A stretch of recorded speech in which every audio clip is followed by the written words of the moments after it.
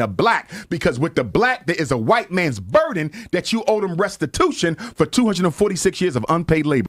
There we go. This is when the poo-poo start coming out. The heart of that Vader. That's great. All right, we're working with that too.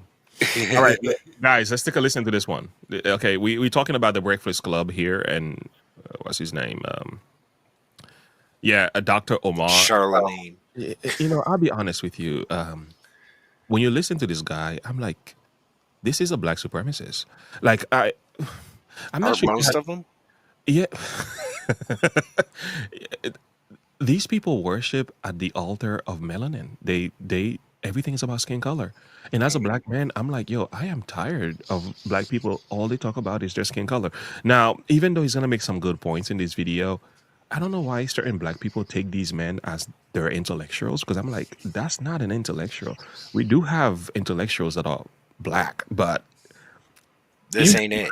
you see what I mean? It's like this stuff this man says, if a white person were to say that, he would be canceled for the rest of his life. Oh yeah, in a heartbeat. Watch. Bottom line is, when Joe Biden got elected, he said he wanted to fast track 4 million undocumented residents to full citizenship. Black people completely ignored it. I spoke on it. I said, do you know why he want to fast track 4 million? Because he know he's not going to do nothing for us. We ain't going to be motivated to vote for him November. So what he's going to do is have these migrants already set up with citizenship so they can replace the black vote that he loses.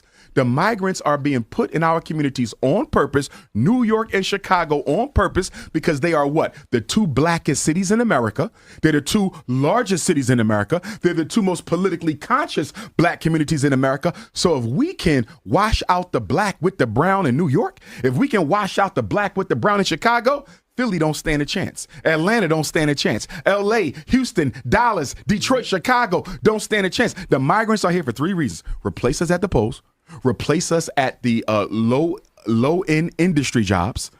They're not the enemy. This part is true, what he is saying, right? I'm not sure if that is the ultimate plan, but it seems like the Democrats are desperate, so they are definitely shifting the voting block, right? And that's why now there is like a push. Recently, it was on X that they are voting. I mean, the Republicans caught out to it. They're like, yo, we got to pass a law to make sure these guys are not allowed to vote in this country without an ID. And you know what's crazy? All Democrats, almost all of them, voted against it. I had that piece. But anyway, they voted against the law. That's why they make such a big fuss about voter ID being racist. Yeah, exactly. So it's because they eventually want to get a whole new voting bloc that's gonna vote Democrats, and I see what he is saying. He does make sense, but to a degree. Let's see what else he says. And this goes along with the whole replacement theory. Yeah, if you say that as a white person, that's bad, but black people can say we're being replaced. Exactly. I mean, it's okay for black people to say it, but white person says it, forget about it. Hey, my man, I'm so glad you see the double standard. I don't like it. Anyway, we just gotta be fair across the board. They're not the enemy. The problem is black people don't get as much opportunity. So then people say, well, white people don't really like brown people like that. That's true. But you know what the difference is? They don't have the burden of accountability with them that they have with us. We built the country. So every time they look at us or deal with us, the bottom line is y'all brought them here and they built y'all into what y'all are. They don't have to say that to the Venezuelans. They don't have to say that to the Colombians. They don't have to say that to the Mexicans. So although they don't like brown, they would much rather deal with them than the black, because with the black, there is a white man's burden that you owe them restitution for 246 years of unpaid labor. There we go. This is when the poo-poo start coming out. Okay. I just watched a thing last night, an amazing thing where this professor was speaking at a college. Oh yeah, I think I know who exactly. I think he's a Penn State professor. I think I know who exactly. And he's a history guy, and he's like, well, everybody wants us to pay reparations to people who have been dead for over 2 centuries. Yeah. Who are we paying reparations to? Exactly. Reparations are to make a person whole of what they had lost. Here is the truth. So who here in this day and age Needs reparation. needs reparations. Yeah, but how many families today could be identified as people who were held back because of slavery? I mean, how do you go about doing that and not neglect others and not being taken advantage of? For example, like there are white families who had endured slavery as well, whose ancestors were slaved. Do they get reparation? There were families whose ancestors were slave, and these people are now rich, right, in these United States, and they're black. So do they get reparation too? So who does the money go to? What's the class? What kind of people will get it? And where you gonna get the money from? Who you gonna rob? You're gonna rob Peter to pay Paul? Like who like you gotta think about that. And this is why And not to mention the fact, it's not one of those hokey doke. They just hanging out these carrots in front of eyes of black people. Every election year, they tell black people we're gonna give you reparation, and then after election passes, you hear nothing about it. It's a joke, and I don't know why the black community even think this is ever gonna happen. And again, for a man who is a Dr. Omar, like you should know better. Like nobody's gonna give you no reparation in this country because it's an impossibility. or from Great Britain. It's not gonna. You know, not to mention the fact that most places that were taken over by Great Britain are Yeah. thriving now Mhm. because of infrastructure and other things that were put in place by Great Britain. Good point. So all this colonialism talk, Yeah. you know, Great Britain, yeah, granted, some of the things they did were atrocious in the process, but they made improvements to Yeah. the places they went to. Exactly. Exactly. And the fact of the matter is, and this is a hard truth for black people to swallow, black countries don't do well. I'm from Haiti, friends. I can tell you stories. Black nations, most of them don't do well. Unfortunately, nations that are oftentimes colonized by white people do much better. They prosper. Their infrastructure is better. That's just a fact. It's a hard fact. But you go to every other black nation today, go take a look. Now, you can say there are other things, factors that are causing that to happen. Or you can say there's something else going on in the culture. I don't necessarily know what the answer is, to be honest with you. But the fact of the matter is, nations that have been either taken over by white people, as we want to call them today, they tend to prosper, though. They tend to do better. Yeah, it's just a fact. You don't have to like it. It's just what it is. I can tell you, it's just what it is. And if you look at even cities in the United States and states in the United States where predominantly black mayors are leading, like Chicago and New York and everything, when you look at that, you notice they have similar issues. I'm not saying it's a black people thing, but I think it has a lot to do with policies because you can see It's the the same way. victimhood mentality. Yeah, well, that is one thing, but also the kind of policies from the Democratic Party. It seems like most of these policies are the ones that are destructive to certain communities and stuff. It's not really a black and white thing. Because they've cultured a victimhood mentality amongst these communities. Yeah, that's correct. And like the video I just sent you, Yeah, it show he like points out these different things Mhm. in the video. Like if like this would be a good time to bring it up. Which one? The last video I just sent you. Okay, in let Discord. me look at that. Let's pull it up. Oh, there we go. All right. I have to copy this. Sorry, guys. We're starting with a bang today. This is the most important. Okay. Where at? Wherever he stops speaking and let the professor talk. Okay. Oh, boy.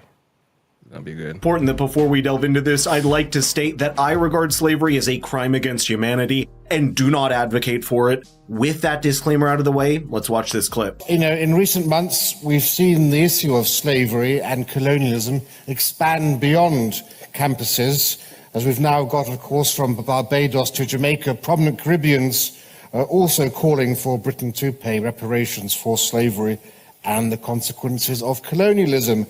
And Madam Speaker, were we engaged in this debate in 1807 or 1833, I likely would have crossed the floor to support the motion opposite, because, of course, the victims of the horrendous horrors of slavery would have been alive and deserving of damages. But it's not 1807, it's not 1907, it's not even 2007. Over 2 centuries have passed since Britain led the world as the first empire in history to abolish slavery, and the right of reparations died long ago, because reparations are fundamentally about matters of tort law. The purposes of damages, restoration, of reparation, is to restore the victim, the slave, to the position they were in before the damage occurred, slavery. The actual victim only can receive damages, not their descendants. And therein lies the rub, because some 6 or 7 generations separate those alive today from their British Empire slave ancestors. And whilst not just yet, thank you so much. Whilst it's undeniable that 19th century slaves suffered unspeakable horrors, in what way can this lead one to conclude that their great-great-great-great-great-grandchildren are also victims and deserving of reparations too? On the contrary, from Britain to the Caribbean, the descendants of slaves today have a far better and higher quality of life than they would have had their ancestors remained in Africa. And that's an indisputable fact. While acknowledging the historical injustices of slavery is crucial, framing reparations solely as compensation for past wrongdoings... You're on mute. Sorry. There we go. What he said here is true. Actually, I've heard this from black slaves. I mean, there's books written and everything.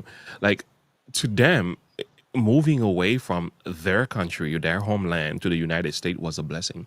Because their homeland was more destructive and more cruel than the Europeans themselves. So it's like slaves getting shipped to the United States back then in Great Britain and Brazil. I'm not sure how bad, but things were really bad in Brazil. But anyway, it was a better position for them than it was back home. So people were still sitting here thinking like this was decent. You know, like they were living like great lives and everything. And all of a sudden the white people come and pull them out. No, actually, I hate to say this, but They were butchering each other. They were being enslaved by each other. they were killing one another. It wasn't that simple, lovely. And it wasn't like, 1 or 2 people here or there. They were killing each other in mass. Yeah, okay. They took each other into slavery themselves. So they sold one another. I mean, these people, like, again, when you have what is known as presentism, you try to understand the past through the lens of your current understanding. It's always wrong. You have a revision of history because you think things were as simple as they were. That's why people like when they criticizing certain things in the biblical history, and I'm like, I laugh because I'm like, yo, you don't have a proper understanding of how things were in the light of what you understand now. You have to go and start thinking with this modern view of slavery. For example, the same people who are complaining about slavery, right? How come they don't talk about the slavery of today, right? There are real slavery going on as we speak.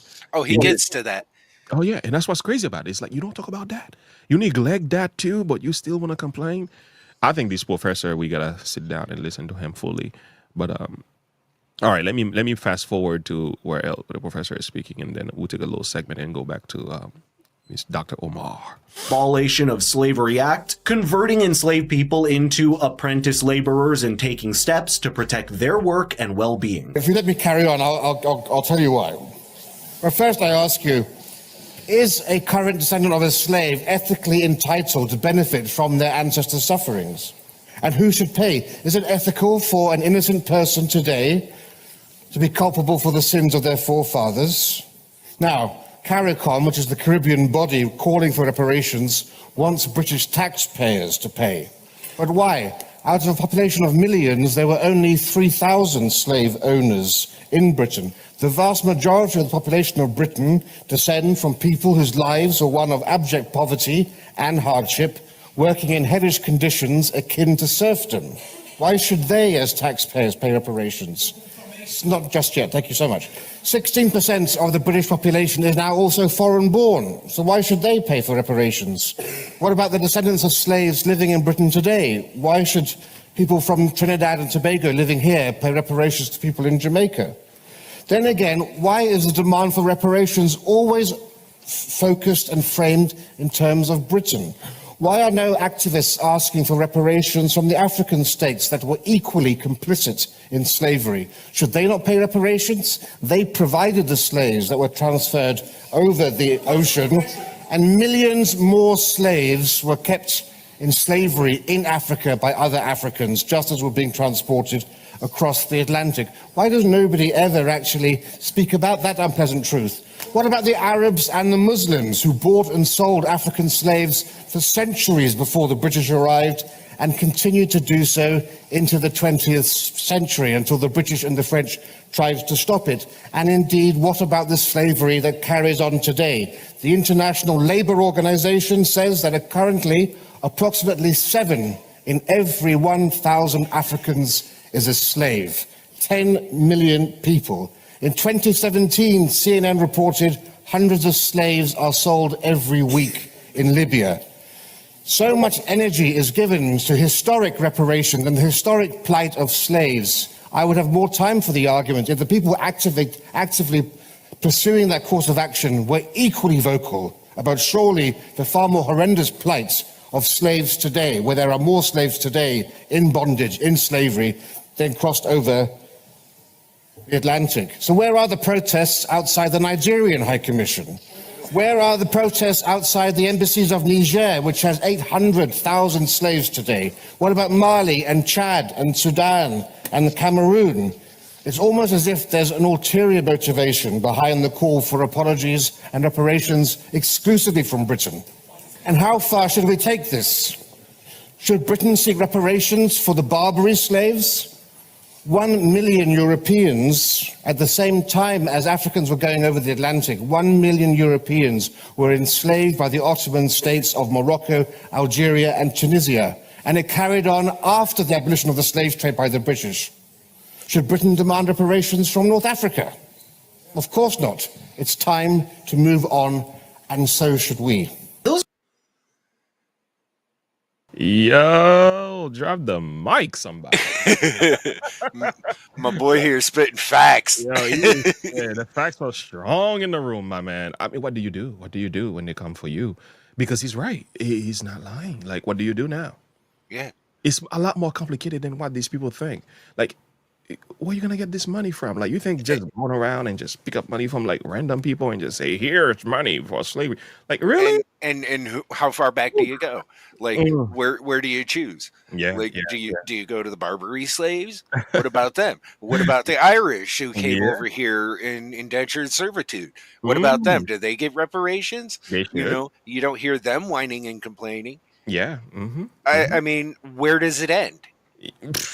It's a never-ending cycle. And we have to go far back. Let's go back into the slavery that happened in Egypt. Let's go far back into the Israelites being enslaved. Do the Israelites get reparations from Egypt? Somebody could say they probably got reparation already because when they left, they took some gold and silver with them and they were able to build a tabernacle with some of that. So there was the reparation right there. Right. But anyway, if you go back to just talking about black people in the United States, listen, we have been paid reparation, maybe not financially in this sense, but there's been a lot of system in place to assist black communities. I'm not sure if all of it was a positive one. Like, the welfare system, black communities have benefited a lot from that. Some black people really needed that help. I'm not sure if it works for a lot of black families because it seems like our sons and daughters or in our marriages are failing as a result of that. And so it's somewhere around 70-something% of black families are not married or their marriage have either ended up in divorce.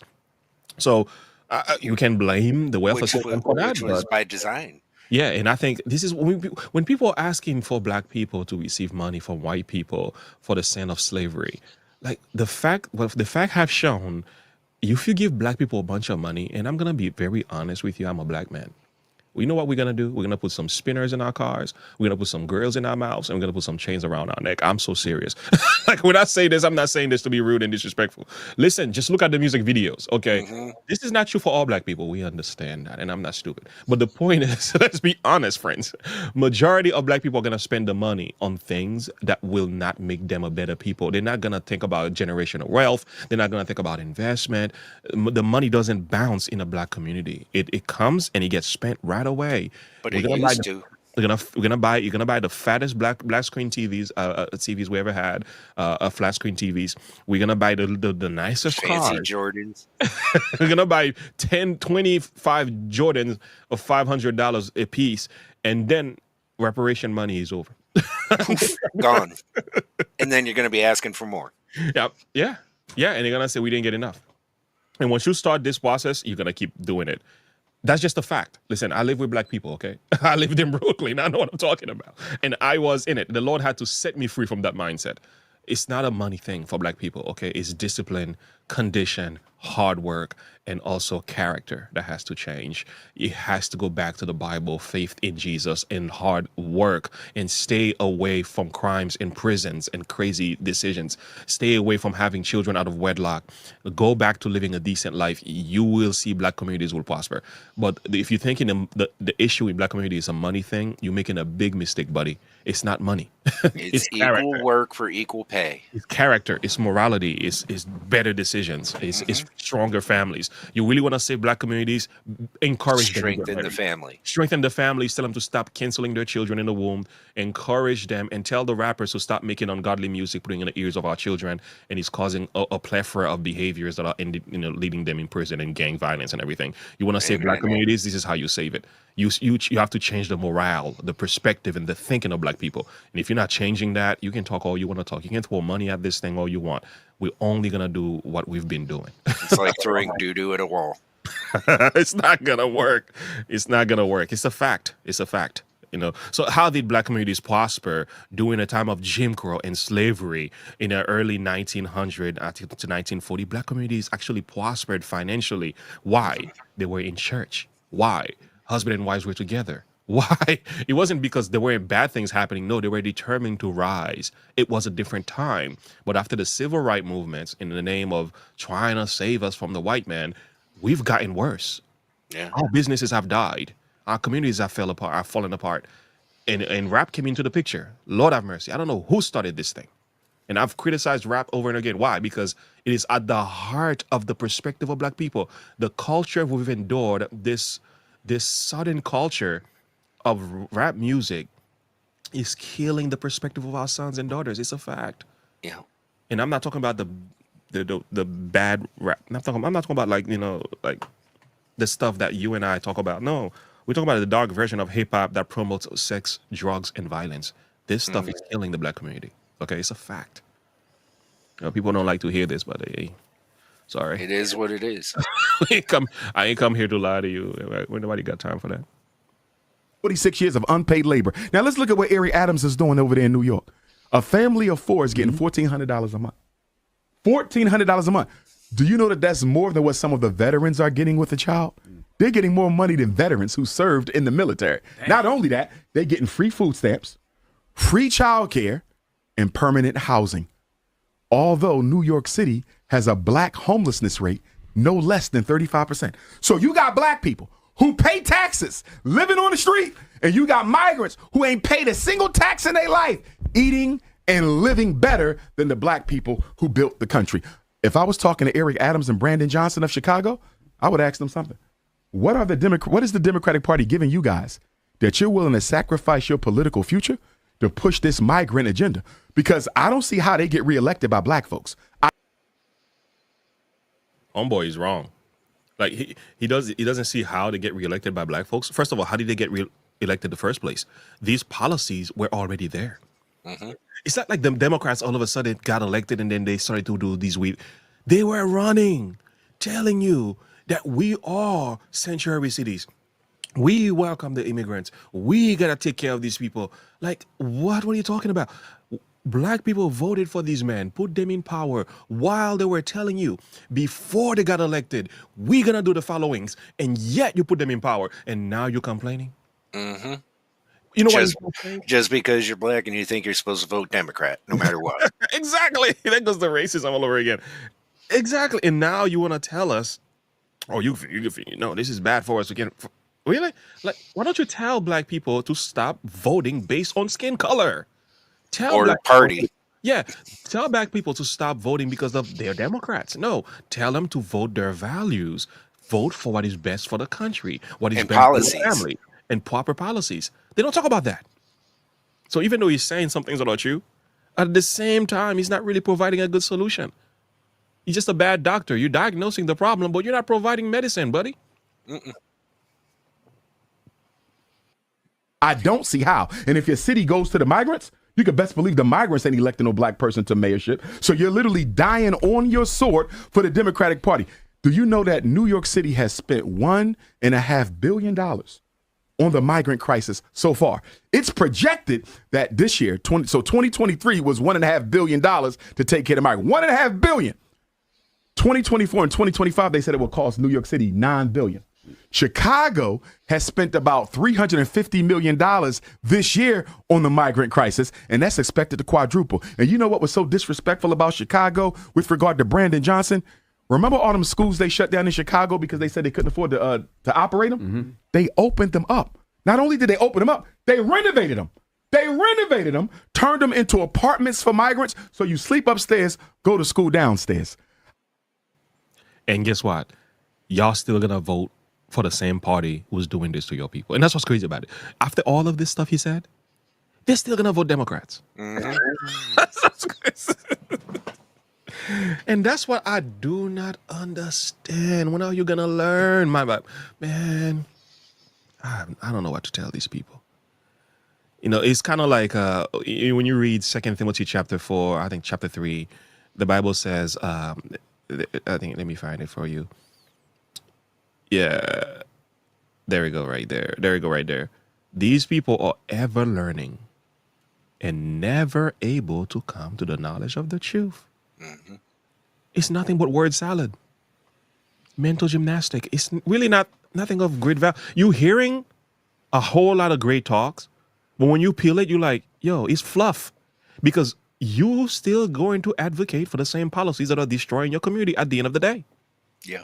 So the Democrats got you, my friend. You are mentally, you are slaved to the Democratic Party. You're on a mental plantation. You are on a mental plantation. You're just talking. Unless you get out and become a free thinker, you ain't saying nothing. You know what he went on to say in the interview? I didn't have that piece. He went on to speak about Cornel West, who is a better candidate he would have voted for, but we know Cornel West is not going anywhere. But what he doesn't realize, Cornel West is advocating for defunding ICE, wider open border policies. I'm like, wait a minute. You have an issue with Joe Biden because of open border policies, but you're advocating for Cornel West, who is going to open the border even wider. Why? You know why? Because he's a black man, though. He's got a dark skin. He went on to say that Cornel West is married to, I guess, a woman who's not white. I think she's Indian or something like that, if I'm not mistaken. He says, well, they call it bunny hopping in the video.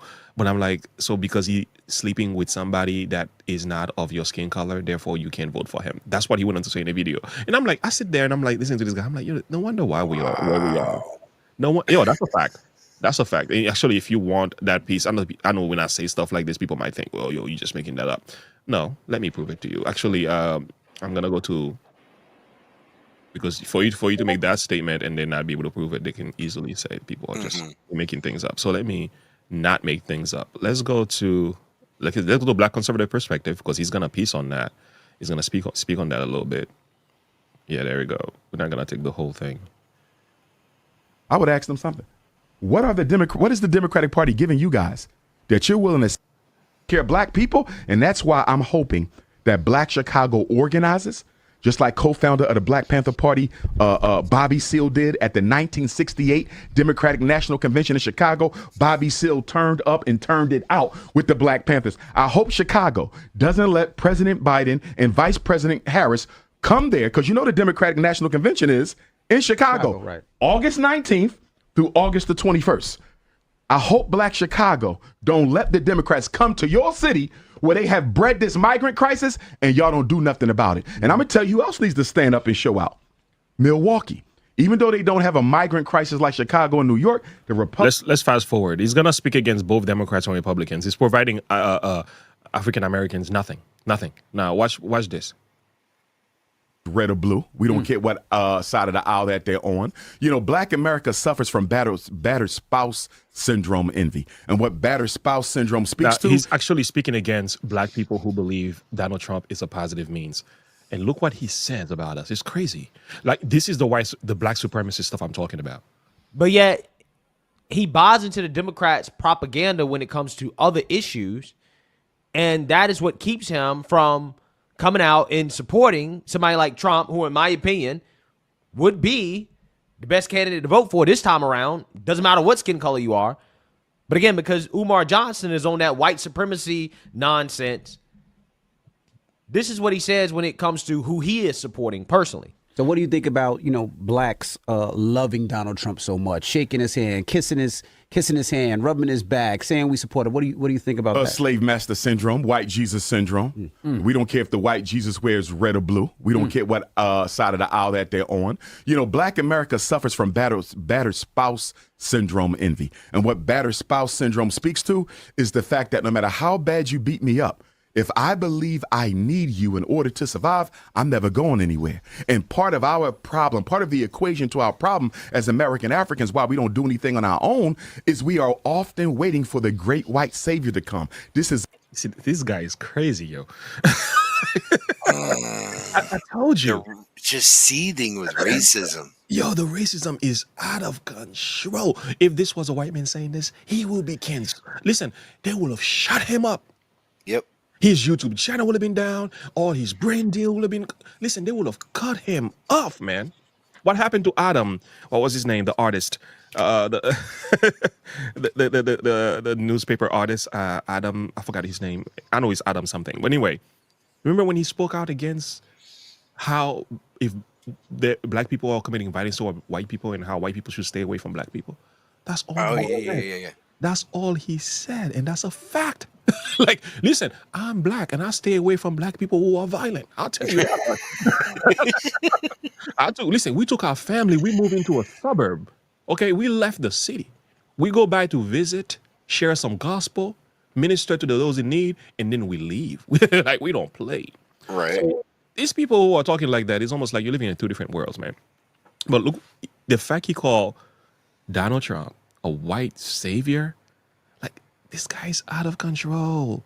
You see, the only person who believe this are Black women, because Black men are saying, nah, bro, like, we out. Like, a lot of Black men are already waking up. They're like, nah, bro, we can see right through the crack. This is a game you guys are playing. Only Black women will believe this message. Or somebody who has so much hatred in their heart for white people. It's pathetic. It's pathetic. Look what he says about Cornel West. Point, neither one of them are going to get my vote. I considered Cornel West because I love Dr. West. Intelligent, strong, good-natured, but he's a bunny hopper, so he can't get my vote. Now, when I come back to Donald Trump and Joe Biden, I look at the fact that Donald Trump signed 13 federal death executions while he was president. More than half of them was signed after Joe Biden won the election. Think about that. But they were criminals, though. They were criminals. They weren't just Black. There were white people in there too. There were criminals. Anyway, this guy's out of control, crazy.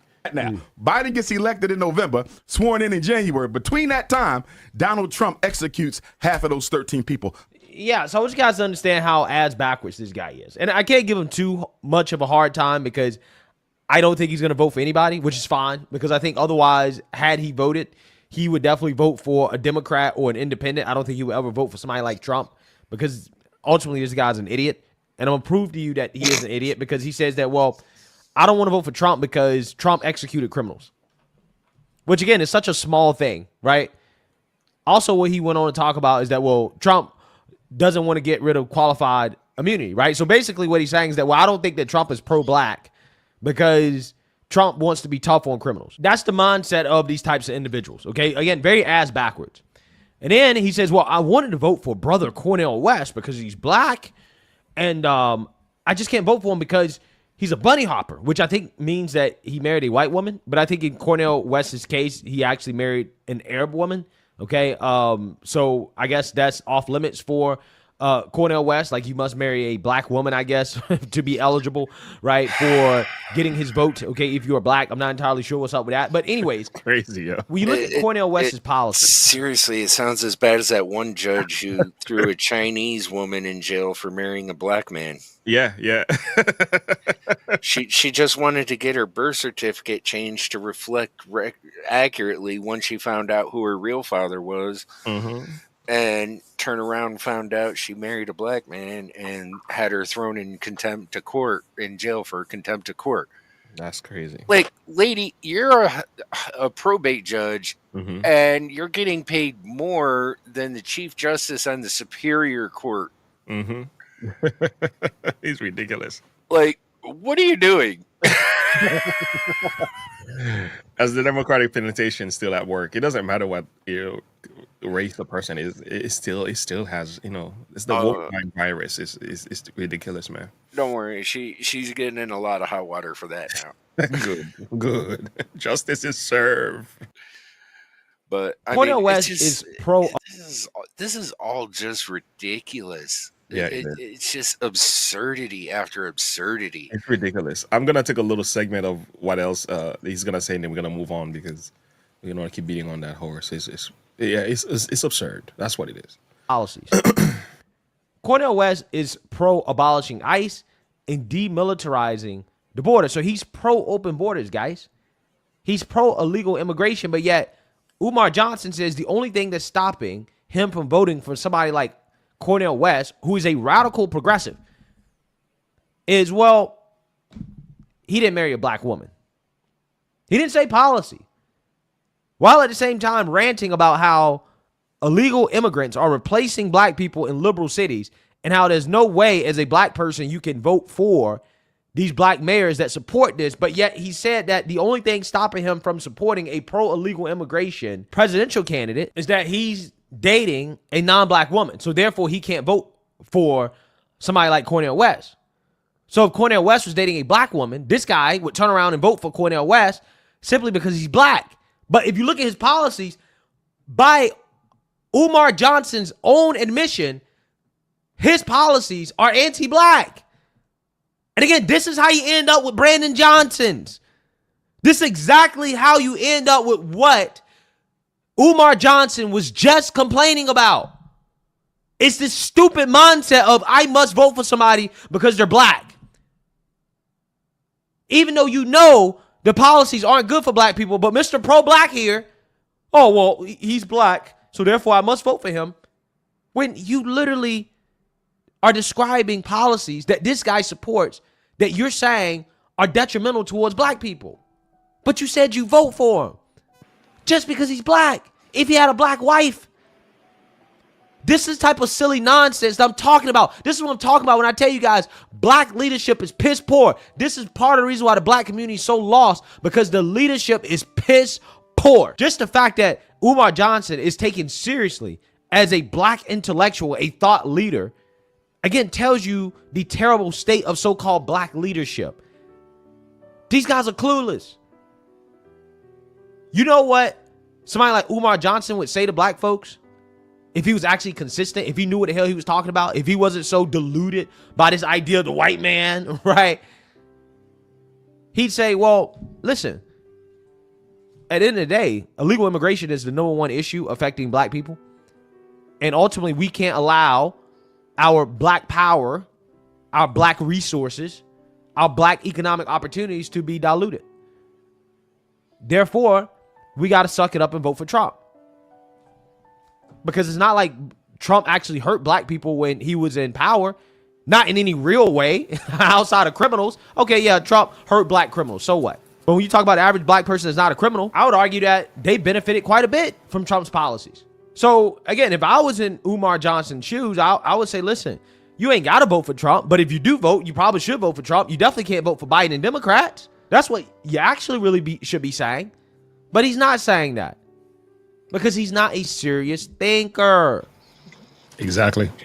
And not to mention the fact that Trump released more black criminals under his tenure than any other president in history. Yeah, the first step act and everything else. Yeah, I mean, come on, man. this guy Like, control. At some point, we're gonna have to finish that video because Oh yeah, there's a lot more to it. yeah. I think we need to save that for the next live stream. We're gonna go through the whole thing because it's just that good. I want to find the actual speech from the professor. I've heard of this guy before. It's not the first time. He's been roasting people. Anyway.